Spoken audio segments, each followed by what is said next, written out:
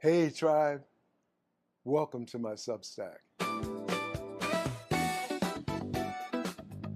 Hey, what's up, Hey, man? my dog. What's happening, brother? Hey, man, it's all good. How you doing? Cooling, man. Cooling. Happy Friday. Happy Friday to you. Happy You Friday. finna, You just finished your training session? boy, kicked my ass, boy. But Oh, yeah, boxing? no, I'm weight training. Oh, okay. Yeah, weight training. I put the boxing down. I had to I had messed up my shoulder, so yeah, I ain't been back in there since I got right.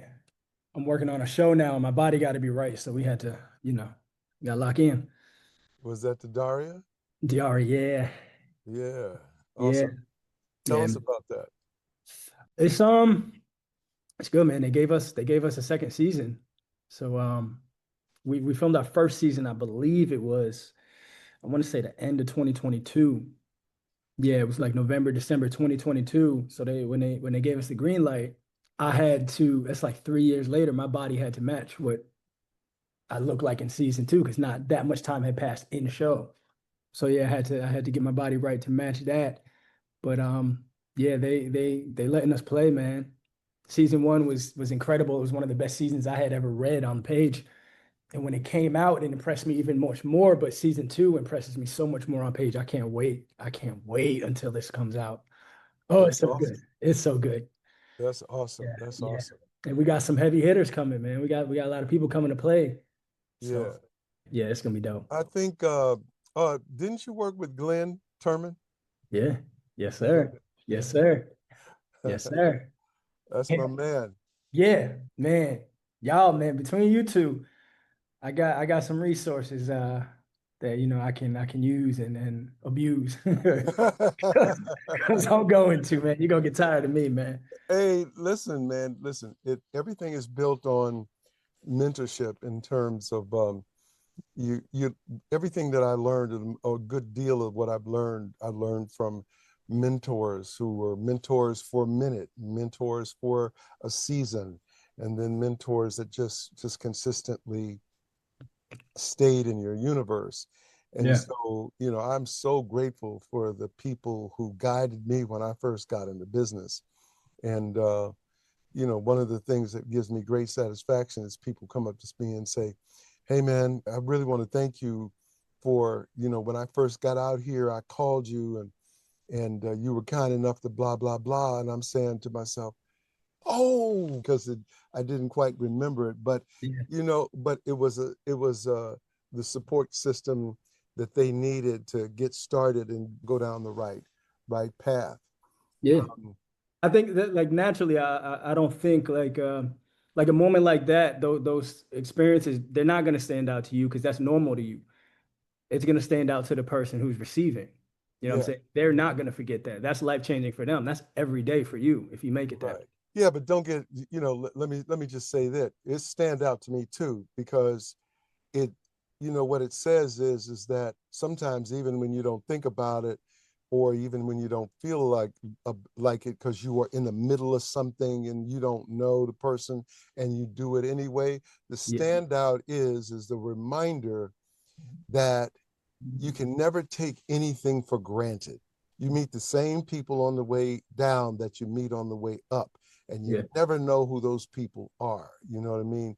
And Yeah. so to be able to help somebody do something and you see what they turn into, it's like it's a message from God. It's just like saying, look, be grateful, pass it on.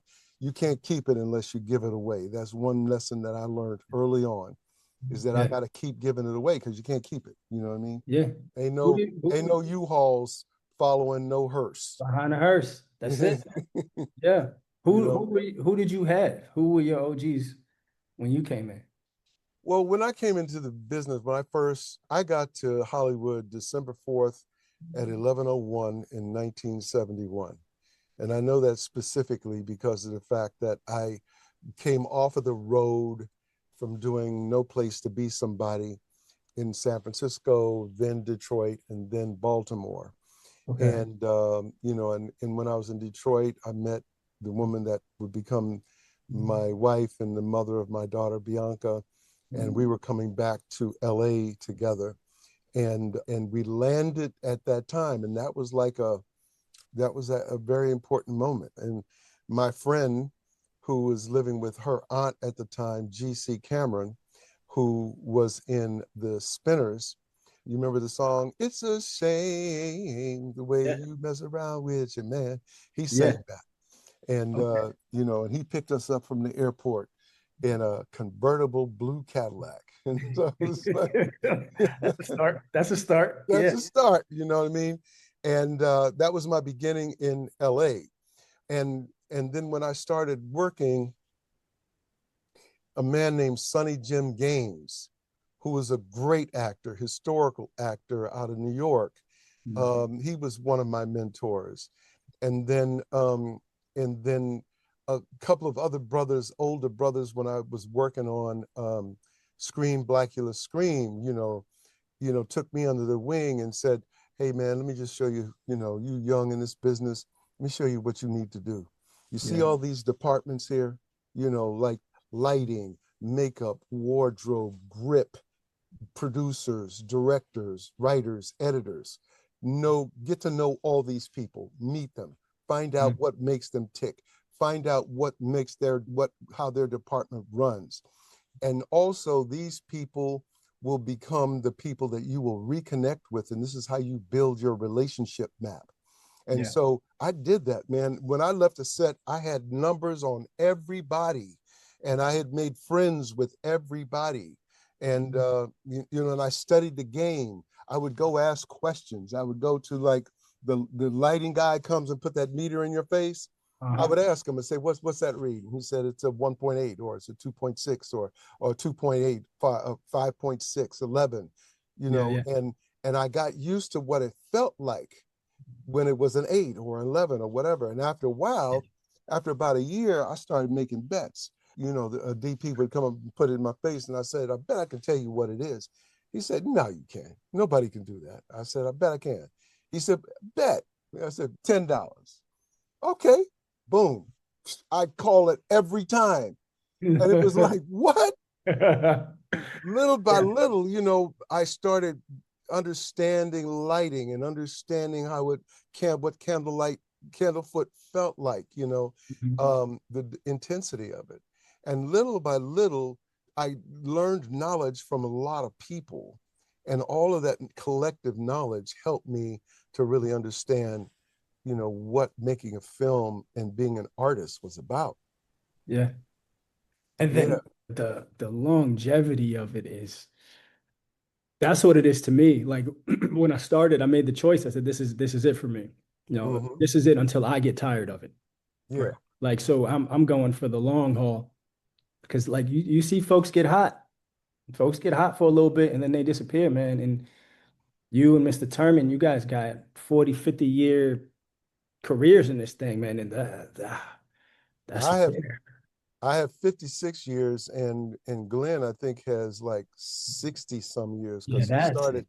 when he was 9 on Broad. In 1959, he was on Broadway doing Raisin in the Sun with Sidney Poitier.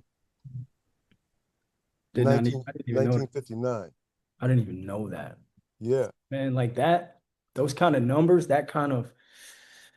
that's difficult, man. Like this, this business is hard. They got ups and downs, and to be able to navigate it for that long, man, that's a feat. Like, I'm I never aiming. looked at it. I never looked at it as being hard because I had a revelation in the very first show that I did, Golden Boy, and I had got cast in that play and a musical, and I had never done anything before. I was the champion, the state champion in forensics, which is competitional speech, and that's how the drama teacher became aware of who I was at Chabot College, Chabot Junior College, and he Okay. asked me would I do this musical, and I said yeah. And I was in the middle of doing that musical, singing the final song. I ain't bowing down. I ain't bowing down. Joe Wellington is singing the song saying he ain't giving up, right? And I had a revelation right there, epiphany right there on the stage in the middle of that song. And I stopped and I just listened and absorbed this feeling, this amazing feeling. Mm. Like, this is what I put you on this earth to do. Then this girl tapped me on the shoulder saying, I ain't bowing down. Hey, man, get back to work. It's like, oh yeah. And I went back to work, And Yeah, and from that moment to this one, man, I've been on vacation.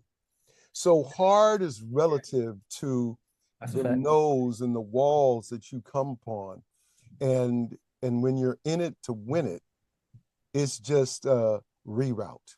The wall comes up and it's like, okay, all right, let me go this way, so that it's process it, pivot, and Mm. proceed.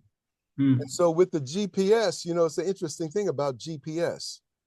I don't care how many stoppages along the way, how many dead ends, it's going to constantly reroute you, never losing sight of the destination. Fact.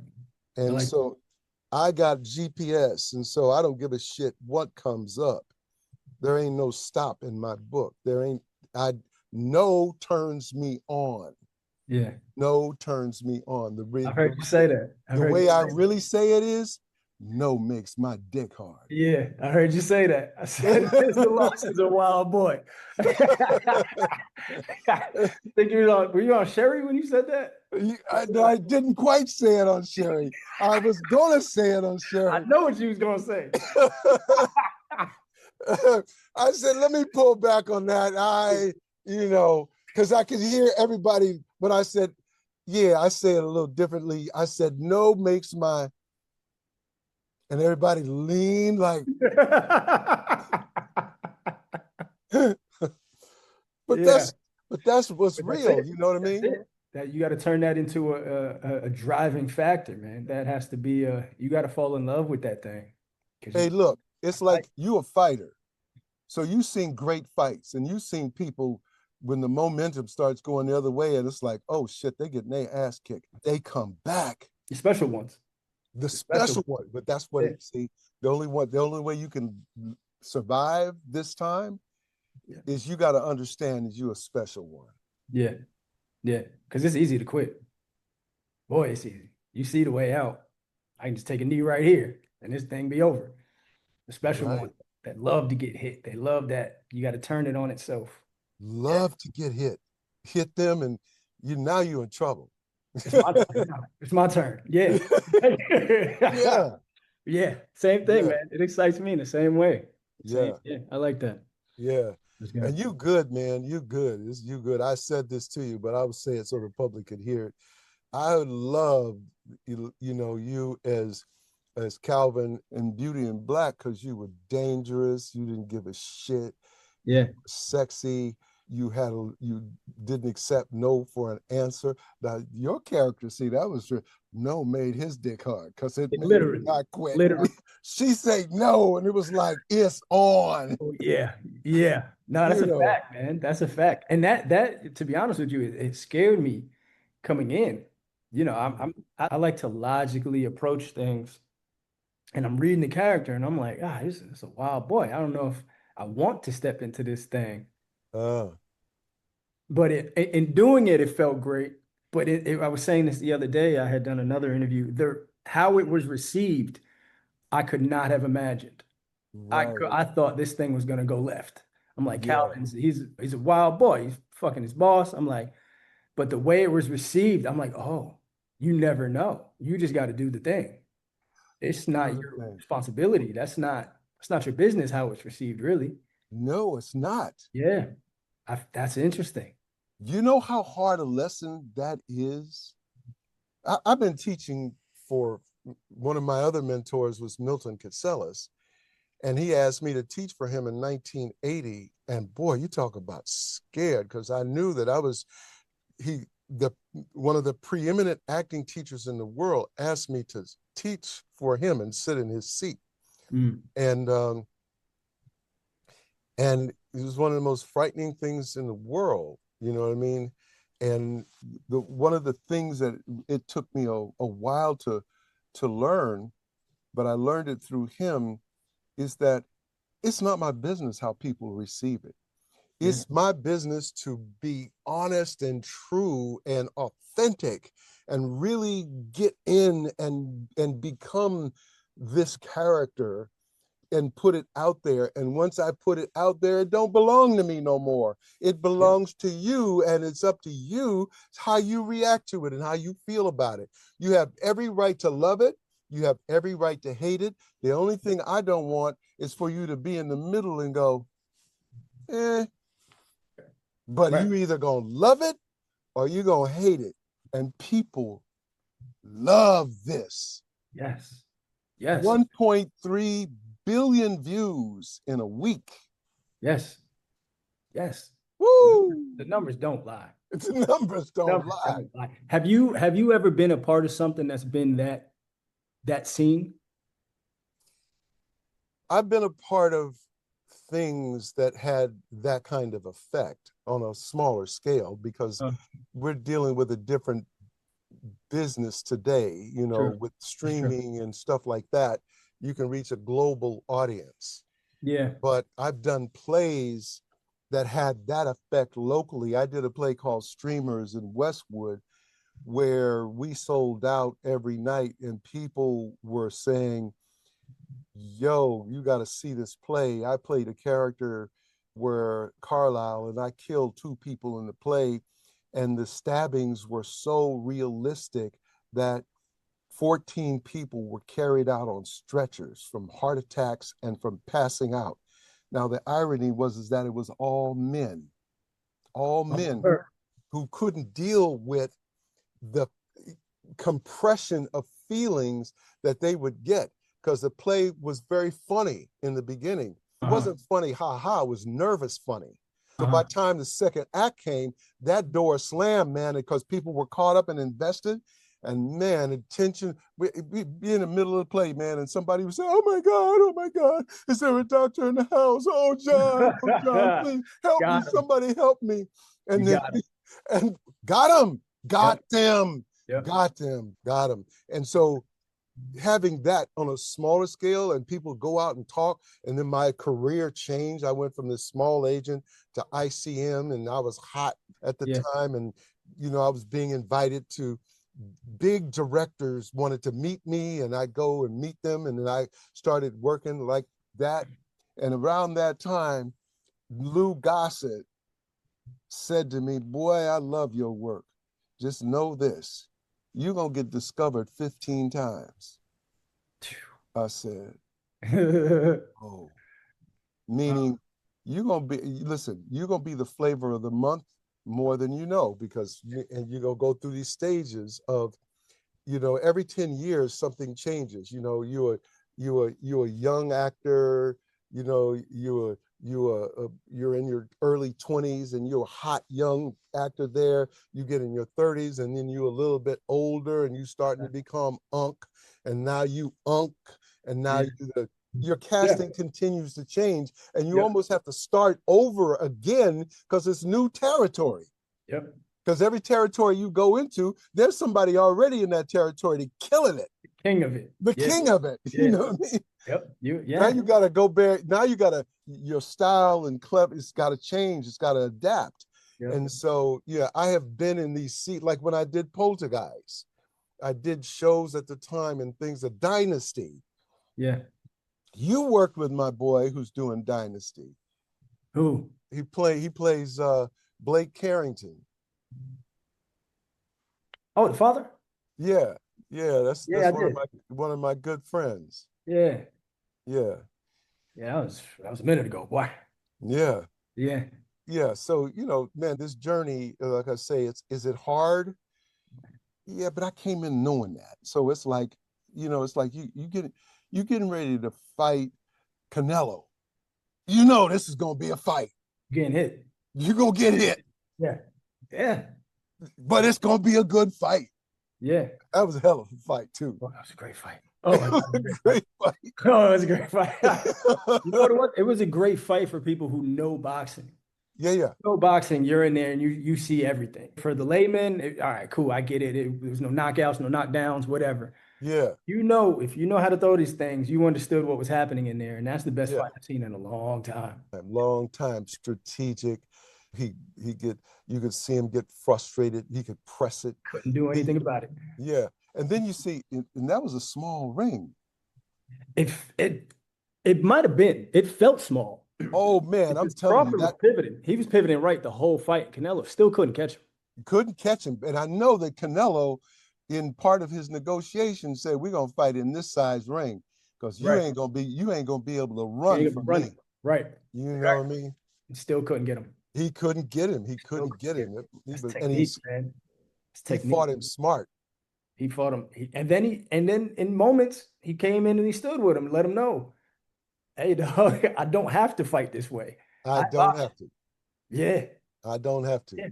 Once he understood that he could withstand the blows, he could take a couple of them. Yep. He just had to watch that right hand, you know what I mean? And just And he had right. to move the right way just to diminish the power of that right hand. It was Yeah. amazing. Yep.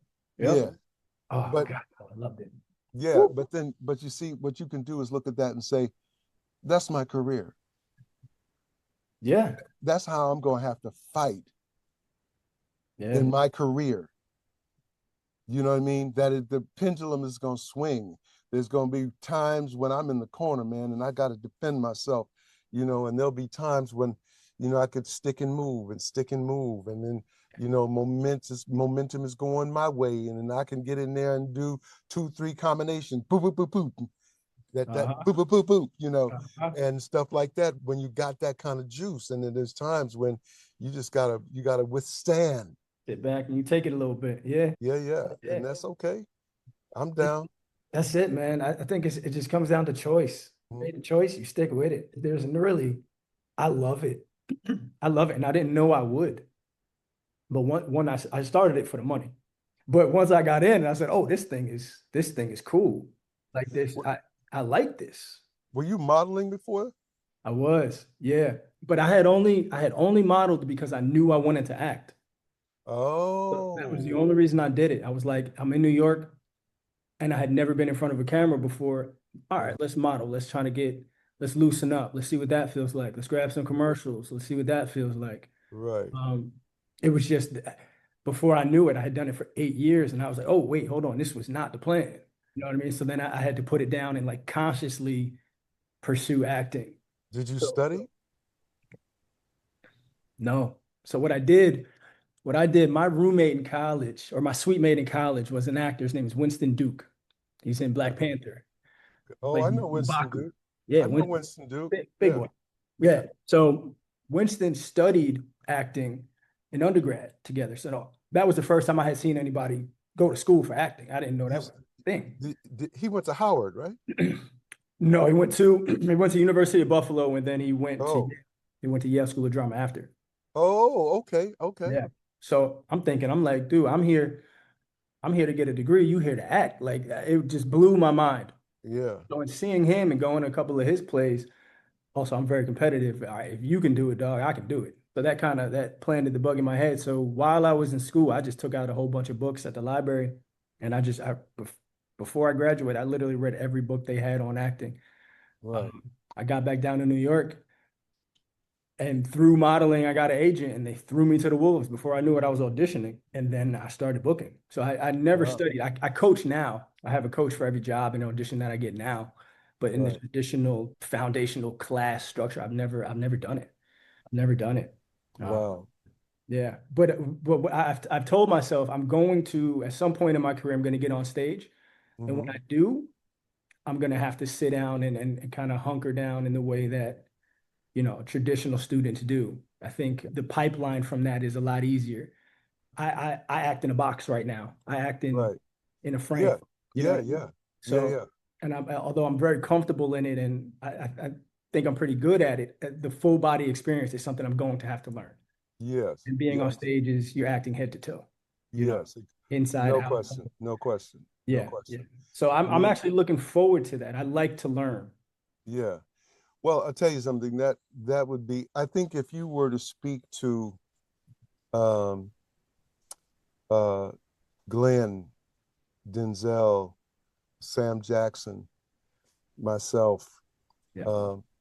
anybody who's been in the business for the amount of years that we've been in the business, I think to the man, they would tell you that training is important because in that training, as you said, it's a full body experience. And so therefore, the cameras can cut away and they can edit and they can save performances.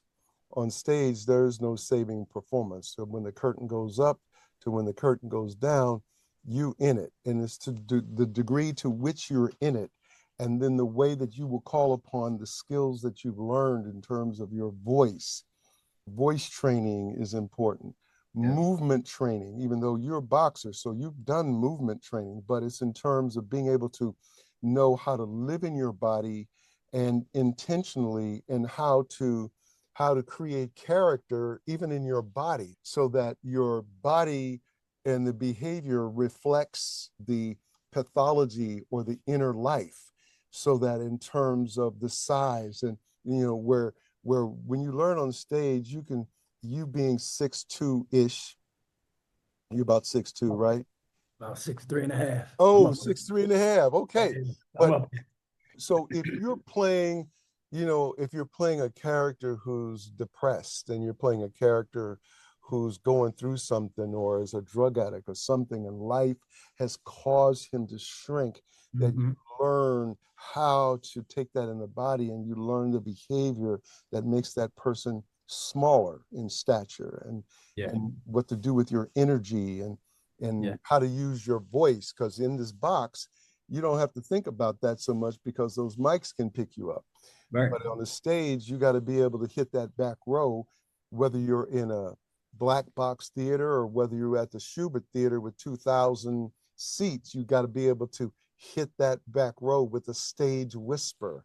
And that training is just so good for you, so that when you do come back to film, that you know how to use your voice to expand and open up the aperture of your possibilities, that you can use your voice differently than your own natural voice, and in so many ways. Do you sing? Yeah. Yeah. No? No, I don't sing. No, I do sing. Everybody sings. I can't sing well, but I do. I do sing every day, all day. I love music. Well, yeah, sing is just relative to you, to the story that you want to tell. You don't have to, if you compare yourself with a singer Sure. versus a person who is a storyteller, and as an Yeah. actor, you're a storyteller. And so it's about you learning the particular song to tell your story. Yeah. Yeah. Yeah. And you know what I mean? And people who tell the story musically will be far more effective than someone who just sings. You know what I mean? Somebody can sing the song. Yeah. Like you sing, like you take the national anthem. Some people sing the national anthem, and some people tell a story with the national anthem. Yeah. You know what I mean? Yeah. And Yeah. because the song means something to them. That's how I separate, in my mind, that's how I separate actors and artists, or how they do the movie star versus the actor thing. Yeah. Right? That's different. Somebody can say the lines, but you can transcribe those things. You can transform them. Yeah. There's a difference there for sure. Yeah. Yeah, Yeah. no, I agree. I agree. Definitely. You can see, like, Kevin Hart is becoming an actor, because when you first started, you just got Kevin Hart. Yeah. But Yeah. now Kevin is becoming a person who listens and is affected by what he's hearing, and has a point of view about what he's saying, and he knows that all jokes are not good jokes, all laughs are not good laughs, and so he's able to embody the truth of a character much better than he did back in the day. Yeah. Much broader. And Yeah. much broader. So now he's expanded his talent. So, Yeah. so that when he is not funny, we can take him seriously. Right. Yeah. And Yeah. that's another tool that he has. He can use the comedy if he needs it. Put it down if I don't. Exactly. Exactly. All tools. So what's next for you? I mean, I know you're doing Daria. When Yeah, you we're start filming that shooting that? now. I go back to Atlanta next week to finish. Oh, So okay. yeah, we started that in at the end of July, and then in the middle of next month we wrap that up. Immediately after that, I wrote a short film that I'm going to direct. So I'm gonna head right into production for that. Funny enough, I was going to I was gonna film that in July, and I'm in pre-production for like 6 weeks. My start date ended up being my exact start date for Diara. So I said, "Oh, this is how it happens, right? Okay, cool. Yeah, We got to right. pivot." So I pushed it until we wrapped. But Mhm. I wrote that kind of I wrote it for myself. I think I'm in a space in my career now where I've been, I don't know if I forced myself into this. I don't know if it was the modeling, but there's a lot of the same things that keep coming at me. And I want to diversify. I don't want to keep doing the same thing. I want to get better. I want to grow. So I wrote a short in which I'm forced to play 5 characters. Uh, Wow. yeah, it's a short about a kid who discovers a piece of technology that allows him glimpses of alternate timelines or possibilities for him based on the decisions he makes now.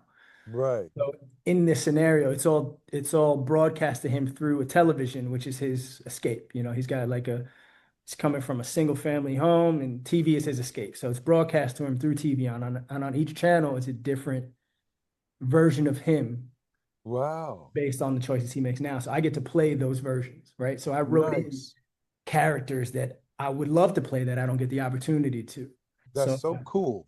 And yeah, listen, at, I teach and I have a school, and one of the things that I teach is that plan A is the career that you create for yourself. Plan B is Hollywood. And that's the career that people will call and put you on, pin you for this or hire you for this, or you're up for this, whatever. And it's somebody, you're standing in somebody else's line. yeah, Plan A is the career that you invent and create for yourself. And the I like thing about plan A and what you're creating is like, it's so easy for you as this handsome man to be called for to play the handsome boyfriend and the handsome guy, the handsome athlete. And those roles can be really boxed in, predictable, non-dimensional characters yeah, versus you creating the thing that people will really be able to see who you are and what you can really do. yeah, That's where it is. That's the yeah, real ticket to the party. So yeah, I'm glad you're doing that. yeah. That's awesome. You're taking your career in your own hands. Man, it gets to a point. I think now, I mean, historically, I'm sure, these things have happened and you've been through these times too, because history repeats itself. But we had COVID shut the business down. We've had writer strike shut the business down, actor strike shut the business down, all in the past 5 years. I'm like, I can't be on that receiving end of a call. I can't, if I want to do this thing the way that I want to do it, I can't just be waiting. I can't No, because there's so many factors. We had the fires shut the business down earlier this year, and I'm like, right. you can't be at the mercy of that thing. You You know? cannot be at effect to it, man. That's so smart on your part. And it's exactly the truth. The fact is, when you're inventing your career, nothing can shut it down. Yeah. Now, you might have to process and pivot it in order to get it out there. The Substack thing for me, this channel is a pivot in Yeah. terms of like not wanting to have to wait on somebody to call me. You understand? But Yeah. I figure as much as I know, as much as I possess, as much as the experiences that I've had, the stuff that I've written, the people that I know, etc., that I have Mhm. so much to offer that there's a platform for me to be able to do so many creative things that I'm Yeah. not stopped by it. You know what I mean? And I can have fun with it because it's mine at the end of the day. Can Yeah. nobody censor my shit? I can't, if I'm on somebody else's stuff, I can't say no makes my dick hard. You know what I mean? Facts. It's like, That's facts. but this is my shit. You know Yeah, what I mean? I'm And if taking y'all don't want to hear me talk about no makes my dick hard, then you don't have to. It's yeah, fine. you can turn my shit off. You Right. know, just turn my Right. shit off. But it's yours. It's yours at the end of the day to do with what you want. And you just have to learn how to monetize it. You know what I'm Yeah. saying? And Did so you that's great that you're doing that. did you always feel that you had that kind of agency over your career, or were you always on the other side of it? Like, when was the switch? After my second audition in Hollywood Yeah. in 1971, 72, I recognized that. Look, I would get a script, I would read the script, and my sensibility says, oh, this lead part is your part. This is what you should be auditioning for. But oh no, my part was number 57 in the call sheet, or 74 or 121. This little walkthrough, this little hat wearing, lean to the side, gangster Yeah. lean, like, yo, nigga, what's up? You know what I Yeah. mean? Whatever it Yeah. was, you know what I Uh, mean? And it was like, that wasn't me. That other part was me. So guess what? You got to create that for yourself yeah. for you to be number one on the call sheet. So 1973, 74, I was number one on the call sheet in a film called, it was originally called Bogart, and then they changed it to Black Fist. You can Okay. see, you can get it now. You know, you can, I think it's screening on one of these things, Black Fist. That Yeah. was number one on the call sheet. And then I started producing and creating my own stuff after that. I still went out and I still did over 200 and some different shows. But at the end of the day, it's about what you create for yourself, be the self-determined. So I've never depended on Hollywood. Yeah. Even when it was lean, I was teaching. So I was doing something that was parallel or contiguous to Hollywood. If I Yeah. wasn't working on a show, I was doing something in the business that was inside the business. I never worked another job. I don't Yeah. know from working another job. Yeah. So you get to keep every cup full. You Creative keep cup, passion cup at all times. Yeah. right. And I would say the only lesson, a great lesson to learn is what Tyler did, where he owns all of his IP. He Yeah. owns it all. Yeah. It's so interesting. Go ahead. I'm sorry. When I was writing my short, I hit him up. I said, "Hey, can I get a couple minutes with you? I just need advice. I want anything that you want to tell me about this process. I'm directing for the first time." And I had told him I was out looking for investors. He was like, "Stop right there. Stop right there. Own your shit." I said, "Oh, that means I got to put my own shit up." Yeah, if you Mm. believe in it. All right, cool. Hello. Heard you. Hello. Hello. Heard you. Hell, low. Yeah. What's that? Hello. I'm just saying, hello. That's the deal. Own your own That's shit. it. Ownership. Because can't nobody come to you and tell you, yeah, we decided to go another way, or we're doing this, or something happens and you've invested your soul in something, and then somebody can pull the rug out from under you. You don't want that. Listen, it's a blessing for me to finally say 100% that I'm going to create this and this is my ownership. So live or die, succeed or fail, it's on me. Yeah. You know, it's on me. Yeah. So, but I did Like learn that lesson early on. yeah. Yeah. So that's the key then. That's the key to longevity then. Because I've been hearing that a lot, man. Because you can't, you know how much you wanna dive into this motherfucker and this be the everything and it be Mhm. all. Nah, you gotta have these adjacent lanes and these parallel lanes, to keep you afloat up here, Right. here. Right. You have to, and you have to create, as you say, these parallel lanes, but at some point they intersect, and that you have them start looking at one another. Like I'll give you an example. Beyonce is going to headline the Super Bowl. At the same time she's headlining the Super Bowl, she's dropping an album. She's announcing a tour. She has a tabletop book that she's doing. And she has all these, and she has a film that she's releasing.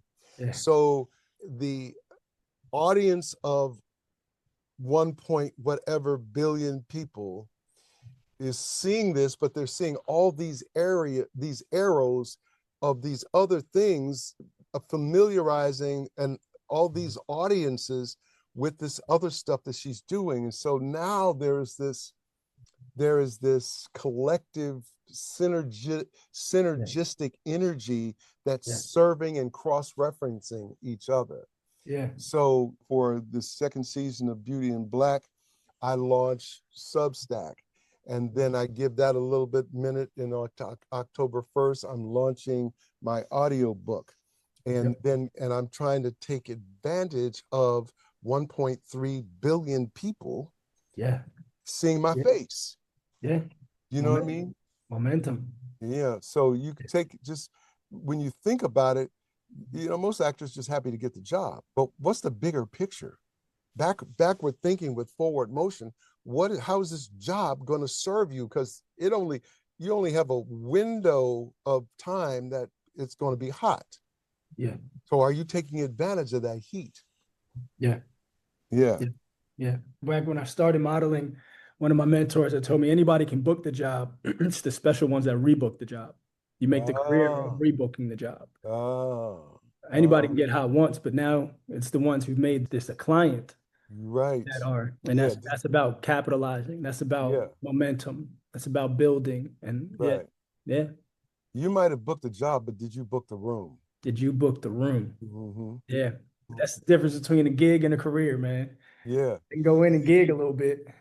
The 3 ingredients to success in this order is politics, personality, and craft. Politics, who you know, how you got in the room, how do you get in those rooms with those people? And you do that based upon who you know or who you know that knows somebody, and the 6 degrees of separation to get you in the room. Once you're in the room, your personality, they got to like you. They got to want to work with you. They got to think that, you know, that you are cool and that you are viable and that you're relevant and that they trust that you will be able to do the job. And then when you have the opportunity, that you have the ability to operate your craft in a successful way. And your craft is not just your ability to act, but it's the ability to use all of those faders, meaning your ability to use the politics and your personality and your skill set and, you know, your agents and your managers and your people and all of those dynamics. You're able to utilize all of that to control your destiny. So, but you got to be able to get in the room and you got to be able to stay in the room. Yeah. You know? Yeah. I like that. I like that. Politics, personality, and craft. Yeah. That's it. It's a little unfortunate that it's that order, but that's the reality. Hey, man, you ain't make the rules. That's the reality. That's the you reality. got to know somebody. It's all in who you know. Fact, man. And you say, well, I don't know anybody. Well, start. Yeah. Start today. People, I arrived in Hollywood, I didn't know anybody, but one person at a time. You get their information, you learn about them, you keep in contact with them. I'll give you another thing, right? The way you build your relationship map is that you just say you work on a show and you got all the department heads on the show, all the people on the show, you met them, you made friends with them, you know them, right? You get their information. You look at who you know, there's 5 stages of people. People you can go to dinner with, people who will return your call, people you know pretty well, people you know, people you want to know. You got to send communications 4 times a year to each group. Wanting nothing. Hey, congratulations on the new job. Congratulations on your anniversary, your birthday, your children's thing, this book that you wrote. Just want to say hi. Hope you're well, thinking about you. Let's grab lunch when you have opportunity. 4 times a year, nothing, but just waving. At the end of a year, now Shannon's doing this reading. I want to invite you to my reading. Oh shit, Shannon, man, Steve keeps in touch. He's a nice guy. He remembers everything. Yeah, let me go to his reading. You understand? And you build your relationship and trust and familiarity by wanting nothing before you ask for something. Yeah.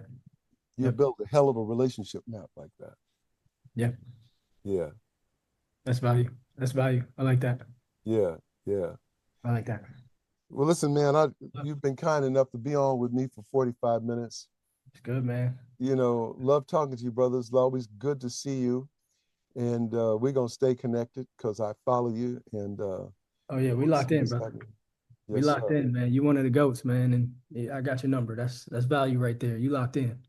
Thank you so much. Thank you so much. Yes, sir. Yes, sir. I'm gonna throw something where all the OGs get together and you can come and hang out with. Let me rock with y'all, man. Let me in the room.